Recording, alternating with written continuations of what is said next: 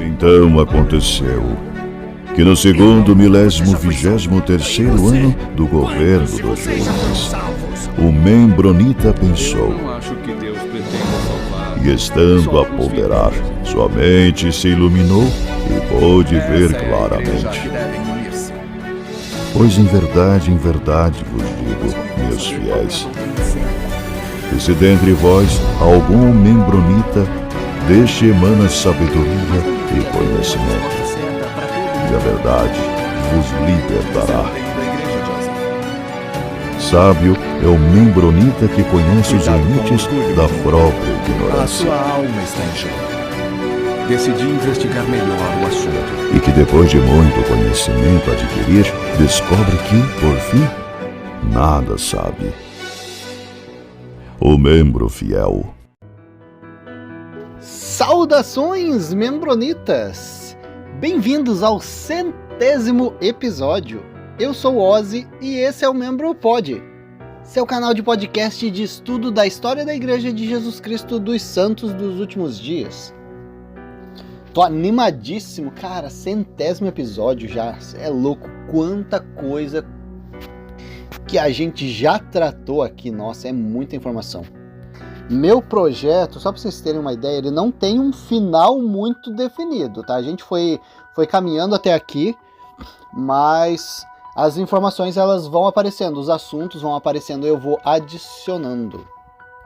Eu tinha realmente mais ou menos 100 assuntos a serem tratados, mas hoje, se eu for olhar aqui no meu notebook, 185. Eu imagino que a gente vai chegar até mais ou menos uns 200 episódios, talvez.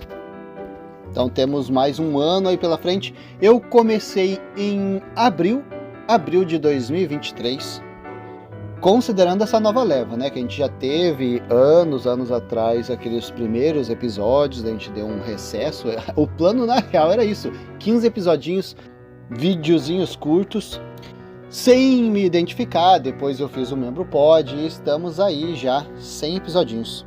Para comemorar esse marco, também vou estar liberando mais um daqueles vídeos anteriores, dos vídeos antigos, o 4º vídeo então, que nesse próximo domingo vai estar saindo. Antes da gente entrar no nosso assunto de hoje, eu queria dar uma olhadinha, já que são 100 episódios, às vezes é muita coisa, tem gente chegando novo aí no pedaço, e fica assim, cara, eu não vou assistir isso aí tudo não.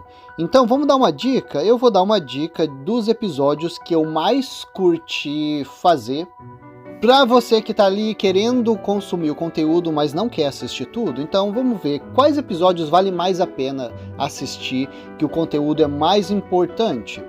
Então vamos lá, vamos considerar do episódio 33 em diante, que é quando a gente começou realmente a fazer o estudo da história da igreja. Vamos então ao nosso top 10 episódios, entre 100 episódios, quais são os top 10? Para ajudar o membronita aí que não quer ouvir todos, chegou agora, é muita coisa mesmo, ou até às vezes, eu já assisti todos, quero rever alguns. Tá aqui, nossos top 10 episodinhos, 34, vamos começar com o 34, porque ele fala dos erros do livro de Mórmon. Cara, tem vários sobre o livro de Mórmon, esse fala especificamente sobre os erros, e para mim esse assunto foi interessante. Segundo episódio, 40. Os estudos do B.H. Roberts, porque o cara era da igreja e estava em conflito com a doutrina. Fez um estudo fenomenal. Terceiro episódio da nossa listinha, o 44, fala sobre o estudo de DNA feito pelo Thomas Murphy. Quarto na lista, episódio 49, até escrevi lá, episódio mais importante. Sim, o episódio sobre os papiros do livro de Abraão, porque para mim, pessoalmente, esse assunto dos papiros foi o que bateu, que eu falei, cara, não tem mais como acreditar, não tem. Quinto episódio na nossa listinha, o episódio 50, as palavras de Ozzy. Vou falar sobre a minha saída da igreja, então vai a partir daí tomar um rumo diferente os meus episódios. Sexto na nossa lista, episódio 55, Joseph Smith melhor que Jesus Cristo. A gente vai falar sobre a prepotência, a personalidade dele. Sétimo na lista, episódio 65. As profecias de Joseph Smith se cumpriram? A gente vai falar sobre todas as falsas revelações que nunca deram em nada. 8º episódio na nossa lista, episódio 68, O Anjo da Espada Flamejante. É o primeiro ali sobre a poligamia, entre alguns. Acho que esse primeiro é o mais interessante sobre a poligamia até então. 9º episódio na nossa lista, o 71, existiram várias versões da primeira visão? Esse assunto, sobre ter várias versões da primeira visão, foi o assunto que mais pegou para minha esposa. E o 10º na nossa lista, episódio 97. A gente gravou sobre racismo 4 episódios, e o último deles, para mim, foi o mais interessante de todos, contém mais informações, que é o episódio Racismo, a Revelação de 1978. Quer anotar esses episódios? Então, vamos lá, recapitulando. 34, 40, 44, 49, 50, 55, 65, 68, 71 e 97. Então vamos ao nosso episódio de hoje, Os Habitantes da Lua. Eu já tinha estudado sobre isso há anos atrás, como membro da igreja não. Mas assim que eu comecei a estudar sobre a história da igreja, eu vi esse assunto e achei assim, bizarríssimo. É uma coisa assim que não tem explicação, né? Então assim, como membro da igreja, se um membro da igreja tiver conhecimento desse assunto, que não é muito divulgado, vai levar, na brincadeira, vai assim, não, isso aqui, ou é erro dos homens, ou, é uma bobeirinha, é uma brincadeira, o pessoal falou assim, aleatoriamente. Mas se a gente estuda todo o contexto do passado da igreja, a gente vê assim, cara, nada de diferente do que a gente já estudou até então. Coisas bizarras, absurdas, que só acrescentam na lista de evidências, e nessa loucura, que é acreditar que o mormonismo tem procedência divina. Bom, Joseph Smith ele era rodeado de membros devotos e dedicados, então um deles era Oliver B. Huntington.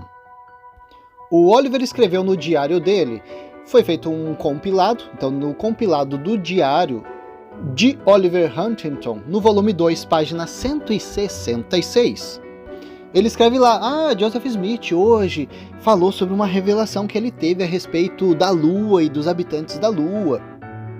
Então vamos dar uma olhadinha nessa história. Então assim, Joseph nos livros oficiais da igreja parece que não falou nada sobre isso. Então realmente está no diário desse carinha, mas eu imagino que muita coisa realmente ele falava nas conversas dele com os amigos, com os membros da igreja, e que podem não estar registradas. Vamos ver o que Joseph falou para ele? Os habitantes da Lua têm tamanho mais uniforme que os habitantes da Terra. Tem cerca de 1,83 m, olha aí a minha altura. Na verdade ele não deve ter falado 1,83 m, deve ter falado 6 pés, que é a medida dos Estados Unidos, provavelmente. Vestem-se muito à moda dos Quakers, e seu estilo é muito generalizado, com praticamente um tipo só de moda. Tem vida longa, chegando geralmente a quase 1000 anos. Essa foi a fala de Joseph Smith que esse Oliver registrou no diário dele. Cara, os Quakers que Joseph citou ali, eles são meio parecidos com os Quakers, era uma outra religião, eles se vestiam meio que à moda antiga. Então é isso, né? Geralmente os membros da igreja falam, não, isso aqui foi uma conversa informal, nada a ver. Cara, um profeta da igreja que viu Deus e Jesus Cristo, ele conversa com Deus e Jesus Cristo, ele recebe revelação pra caramba. Falar uma coisa dessa, mesmo que seja numa conversa informal, e também considerando com o conhecimento que eu tenho hoje de que não existem habitantes na Lua, então considerando que ele estava errado, eu consideraria que ele tinha uma mente bem criativa. E falando assim com uma certeza e detalhes, me leva a crer que provavelmente todas as outras histórias citadas por Joseph, Primeira Visão, Placas de Ouro, Anjo Moroni, entrariam aí na mesma categoria de histórias fantasiosas fora da realidade. Mas não paramos por aqui, meus caros. Brigham Young continuou com essa história. Ah, mas isso aí não foi conversinha informal. Journal of Discourses, a coletânea dos discursos de Brigham Young, de 24 de julho de 1870. Então, Journal of Discourses, volume 13, página 271. Brigham Young falou: quem pode nos falar sobre os habitantes deste planeta que brilha à noite, chamado Lua? Olha, o planeta Lua. Quando vocês se perguntam sobre os habitantes desta esfera, vocês descobrirão que os mais sábios são tão ignorantes em relação a eles como o mais ignorante de seus pais. Assim é em relação aos habitantes do Sol. Vocês acham que ele é habitado? Eu acredito que sim. Vocês acham que exista alguma vida lá? Nada foi feito em vão. Ele foi feito para dar luz aos que habitam sobre ele e para outros planetas. E a nossa Terra será assim quando ela for celestializada. Olha, então basicamente o Sol tem habitantes e provavelmente, pelo que ele falou aqui, ele é um planeta como o planeta Terra, mas ele foi celestializado, então os habitantes do Sol são um exemplo do que vai acontecer com a Terra. Uma outra publicação da igreja, agora no The Young Woman's Journal, era tipo uma revista das moças, de 1897. Eles, inclusive, usavam essas revistas, é como se fosse ali a Rona nossa atual. Eles usavam muito essas revistas para as aulas, para os discursos na igreja. Então, as falas do Huntington, que a gente já citou, elas foram usadas nessa revista aí, ó, revista oficial da igreja. Então, o discurso dele foi ensinado como doutrina, basicamente. Vamos dar uma olhadinha o que está registrado ali nessa revista da igreja? Os astrônomos e filósofos, de tempos passados até muito recentemente, afirmaram que a Lua era desabitada, que não tinha atmosfera e etc. Porém, descobertas recentes, através dos meios de potentes telescópios, deram aos cientistas algumas dúvidas sobre a velha teoria. Quase todas as grandes descobertas dos homens na metade do século passado, de uma forma ou de outra, direta ou indiretamente, contribuíram para provar que Joseph Smith era um profeta. Já em 1837, ele disse que a Lua era habitada por homens e mulheres como nessa Terra, e que vivem mais do que nós, que vivem geralmente cerca de 1000 anos de idade. Ele descreveu os homens com média de quase 6 pés de altura, vestindo-se bem e de maneira uniforme, semelhante ao estilo Quaker. Na minha bênção patriarcal, dada pelo pai de Joseph, em Kirtland, em 1837, foi-me dito que eu deveria pregar o Evangelho antes de ter 21 anos de idade e que eu pregaria o Evangelho aos habitantes nas Ilhas do Mar e aos habitantes da Lua. Este mesmo planeta que agora vocês podem ver com seus olhos.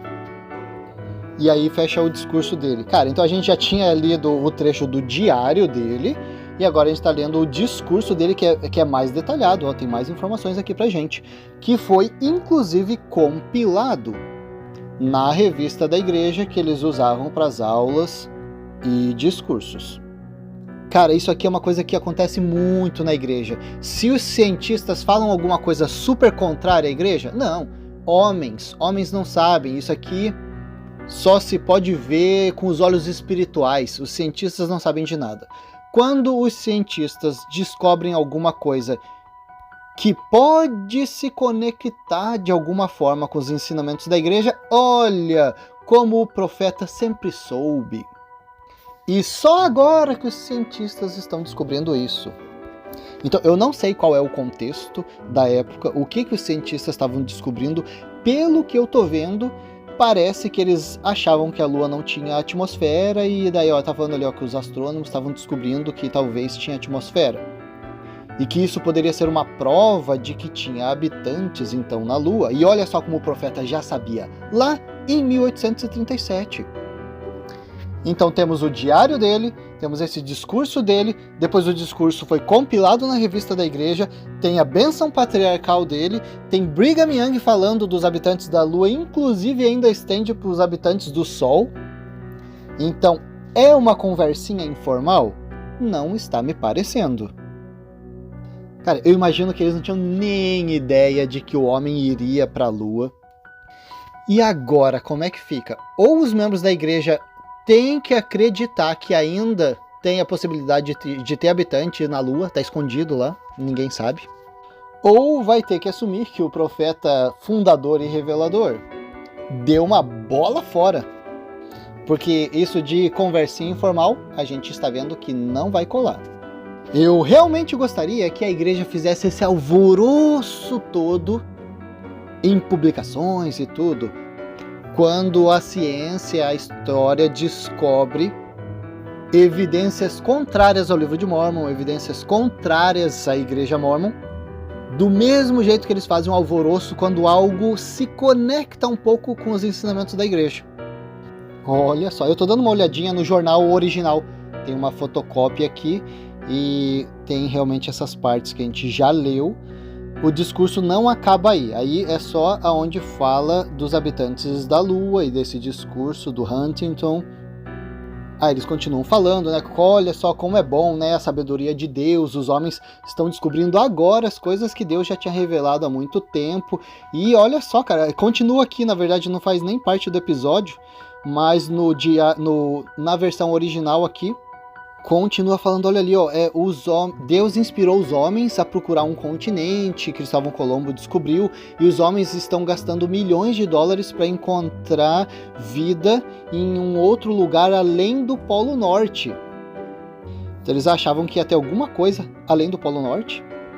E olha só, tá dizendo ali, ó, e eles vão encontrar esse país, um país quente e frutífero, habitado pelas 10 tribos perdidas de Israel. Essa terra, ele está contando ali que é dividida por um rio, e que daí, de um lado do rio, vive metade da tribo de Manassés, porque é enorme, do outro lado do rio mora o restante. Fala ali ó, que o profeta Joseph até desenhou o mapa da terra e mostrou que ali sim ia ter um espaço onde o sol bate, então que poderia ter uma terra agradável. Até mostraram ali no jornal o desenho do formato da terra. Olha só que engraçado. Em vez da Terra ser redondinha, ela tem uns carocinhos nas duas pontas dos polos. Então esse carocinho ele ia pegar um pouco mais de luz e daí ia ter uma terra frutífera e legal lá, aquecidinha. Olha, até citam aqui, ó, o profeta até citou uma escritura para confirmar a sua teoria do formato da Terra. Enfim, cara, é gafe atrás de gafe. Essas coisas, cara, fica muito escondido. A gente não tem ideia do quão absurda foi a forma que a igreja foi criada. O que sobrou hoje, que a gente acredita, é um compilado bem resumido e bem limpo de todas as contradições. Ainda dentro desse assunto, a gente está falando sobre a Lua. Stephen W. Gibson, eu fui dar uma olhadinha na internet, quem é esse carinha? Ele é um Mormon, professor da BYU de empreendedorismo. Ele participou de uma entrevista no 1 Minute Answers to Anti-Mormon Questions. Estava lá respondendo algumas perguntas sobre a igreja em 1995. Pessoal, em 1995. E olha só o que esse cara falou, né? Foi questionado sobre essa questão aí da Lua. Como é que é essa história da igreja que fala que tem habitante na Lua, cara? E ele respondeu, olha assim: no momento, o homem não tem conhecimento científico suficiente para dizer se existe ou não habitantes na Lua. Pessoal, 1995. Ele está afirmando que não temos certeza se tem habitantes na Lua. Ok. E ele continua: o fato de vários astronautas não terem visto qualquer habitante na pequena área que eles foram, quando eles pousaram na Lua, décadas atrás, certamente não dá nenhuma informação definitiva. É a mesma coisa se habitantes de outro planeta viessem para a Terra e pousassem num deserto. Eles não teriam nenhuma ideia dos bilhões de habitantes que existem em outros lugares. Cara, um professor da BYU, é essa a argumentação que ele levanta? Bom, voltando um pouquinho no tempo, em 14 de maio de 1961, Joseph Fielding Smith, ele foi profeta da igreja, mas na época ele era presidente do Quórum dos 12. Ele anunciou lá na conferência de estaca em Honolulu, no Havaí, ele falou assim: nós nunca teremos um homem no espaço. Vamos repetir para ficar claro? Nós nunca teremos um homem no espaço. Essa Terra é a esfera do homem e nunca houve intenção de que ele ficasse longe dela. E ele continua. A Lua é um planeta... Cara, eles ainda chamavam a Lua de planeta? A Lua é um planeta superior à Terra. E não é para o homem chegar lá.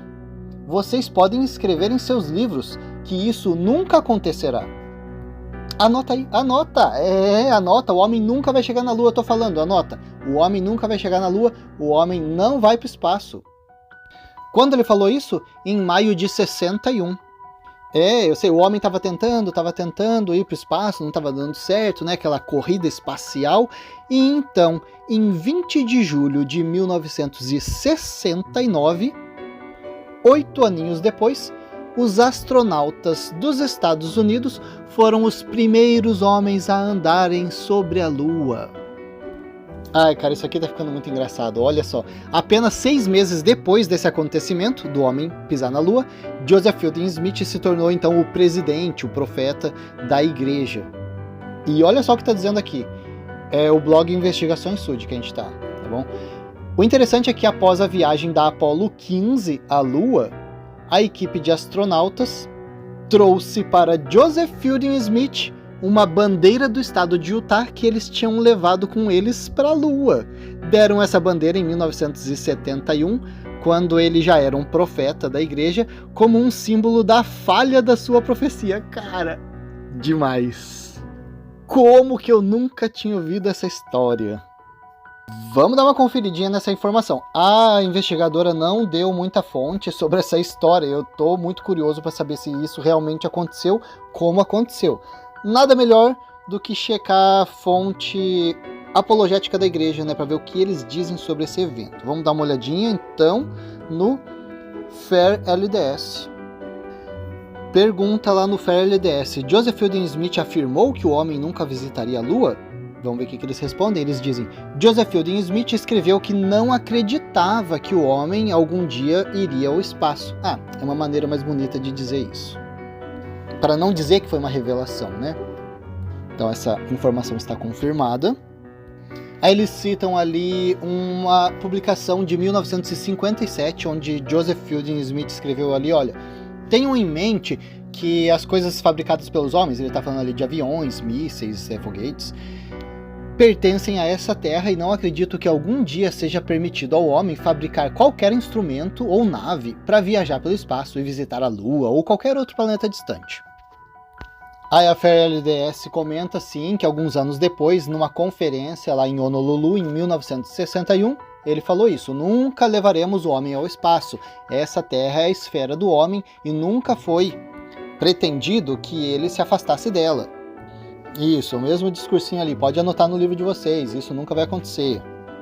Eles não deram nenhuma explicação sobre isso, tipo uma resposta, por que ele disse isso? Não, eles falaram alguma coisa, porque Deus criou todos os mundos e é o Salvador em todas as criações, mas na verdade eles não conseguiram dar uma explicação para isso. Eles até levantam uma fala do Henry J. Eyring, que é o filho do Henry B. Eyring, que é cientista, e ele levanta algumas considerações sobre essa fala do Joseph Fielding Smith. Ele fala, olha, né, ele estava preocupado com a evolução e com as descobertas, os avanços da ciência. Então ele estava fazendo algumas especulações, mas a igreja não toma nenhum partido oficial, não tem uma posição sobre essas coisas. Cara, o profeta da igreja, falando em discurso, falando, o homem não vai, anota. Cara, fica difícil. Aí a segunda pergunta no FAIR LDS é: Joseph Fielding Smith estava emitindo uma profecia quando ele falou isso? Eles respondem: não era uma profecia, era sua opinião. Cara, tá muito fraquinha essa defesa deles. Eu entendo que ele pode ser um homem, então Joseph Fielding Smith era um homem, e pode ter especulações.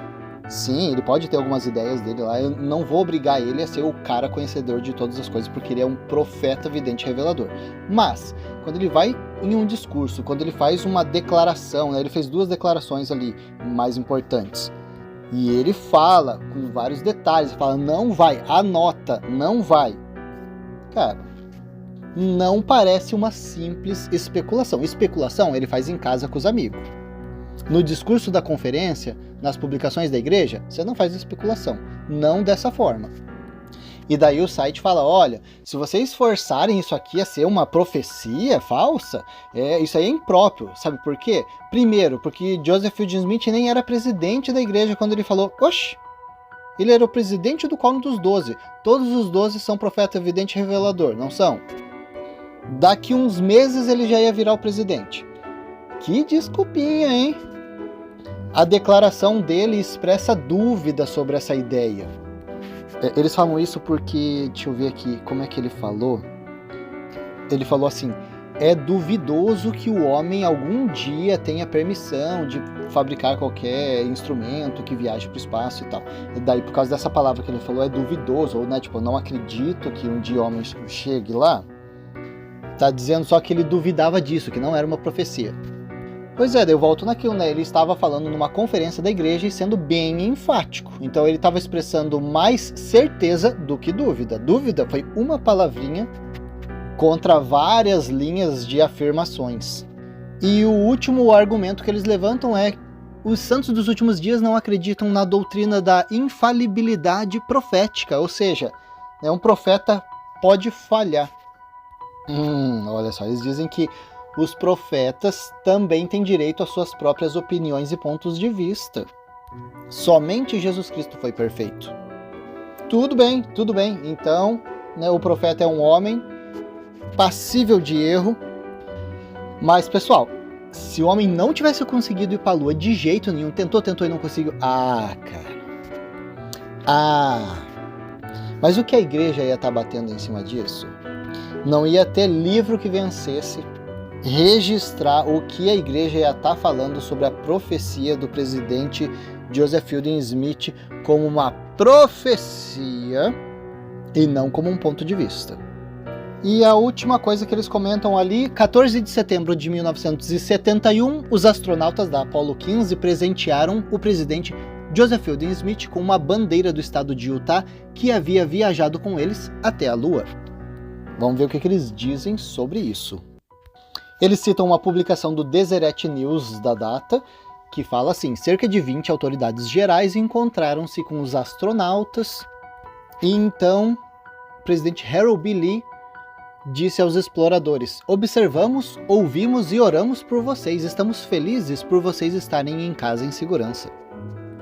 Então o astronauta disse que a tripulação estava ansiosa para visitar as montanhas de Utah e que trouxeram um presente da Lua. Então eles entregaram ao presidente Joseph Fielding Smith um grande pedaço de papelão branco no qual estava fixada a insígnia da Apollo 15, uma fotografia tirada na Lua e uma pequena bandeira de Utah. O astronauta era o Scott. Scott disse que a pequena bandeira de tecido de alguns centímetros quadrados foi carregada pelos astronautas durante toda a sua viagem de ida e volta à Lua e também durante as suas viagens pela superfície lunar no seu automóvel rover. Então o presidente deu a cada um dos astronautas um volume branco da história da igreja, gravado com o nome dos astronautas em ouro. Que eu imagino que seja em dourado, né? Misericórdia, acho que eles não escreveram o nome dos astronautas em ouro, né?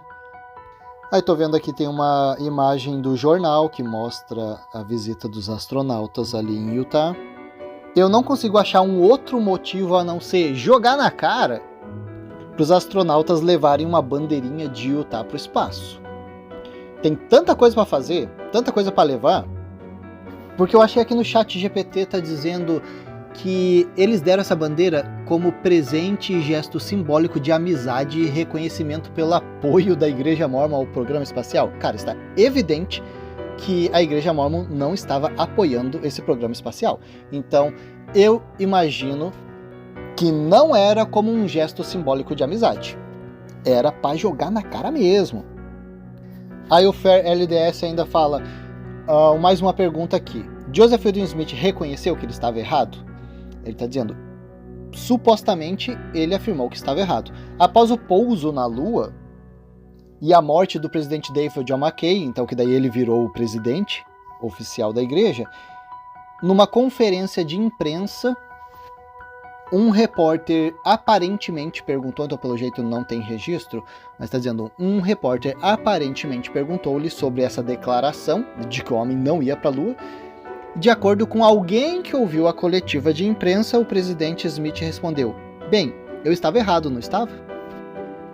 E o Fair LDS escreve aqui, independente do presidente Joseph Fielding Smith ter declarado ou não que ele estava errado, ele certamente reconheceu que os homens haviam pousado na Lua quando os astronautas da Apollo 15 visitaram Utah e o presentearam com a bandeira que eles haviam carregado através da superfície lunar. Tô dando uma olhadinha agora no Mormon Think, eles têm uma coletânea de todas as frases faladas sobre essa questão do homem na Lua. Alguma coisa a mais que a gente não citou aqui, tem um livro The Faith of a Scientist, né, A Fé de um Cientista, escrito por Henry Eyring, só que eu sei que o Henry B. Eyring e o seu filho têm o mesmo nome, então eu não sei quem escreveu, se foi o pai ou o filho, mas basicamente ele fala assim, E agora sobre aquela fala de Joseph Smith. Eu não posso afirmar se ele disse ou não que há habitantes na Lua. Mas sinceramente, isso não me importa e não me incomoda nem um pouco. Um profeta é maravilhoso porque às vezes ele fala com Deus. Olha só o que ele fala. Às vezes ele fala com Deus. Isso ocorre em certas ocasiões quando Deus deseja. Então é isso, basicamente tirando Joseph da reta, né? Tirando o profeta e separando do homem Joseph. E ainda para finalizar, os líderes modernos, né, os líderes da igreja afirmam que existem pessoas, existem habitantes em outros lugares além da Terra. Por exemplo, Joseph Fielding Smith também falou, não somos as únicas pessoas que o Senhor Deus criou. Temos irmãos e irmãs em outras terras. Eles se parecem conosco porque também são filhos de Deus e foram criados à sua imagem, pois também são a sua descendência. O grande universo de estrelas se multiplicou, além da compreensão dos homens. Evidentemente, cada um destes grandes sistemas é governado pela lei divina, com deuses presidentes divinos, pois não seria razoável presumir que cada um deles não fosse governado dessa forma. E também o antigo apóstolo da igreja Neil A. Maxwell escreveu assim, não sabemos quantos mundos habitados existem ou onde eles estão, mas certamente não estamos sozinhos. Bom, certamente astronomia é um assunto que eu me interesso bastante. Sabe o Serjão dos Foguetes? Tô sempre acompanhando o conteúdo dele. Aliás, para quem estiver no Spotify, tem 2 canais sobre astronomia que ele participa. Um é o Horizonte de Eventos, esse é mais educacional sobre astronomia, e tem um outro que é o Ciência Sem Fim, que é do Estúdio Flow. Esse ele traz convidados, astronautas, essas coisas. E eu também acompanho o Astronomia em Meia Hora. Mas é isso aí, meus membronitas. Mais algumas contradições. A gente vai ficando por aqui e até a próxima.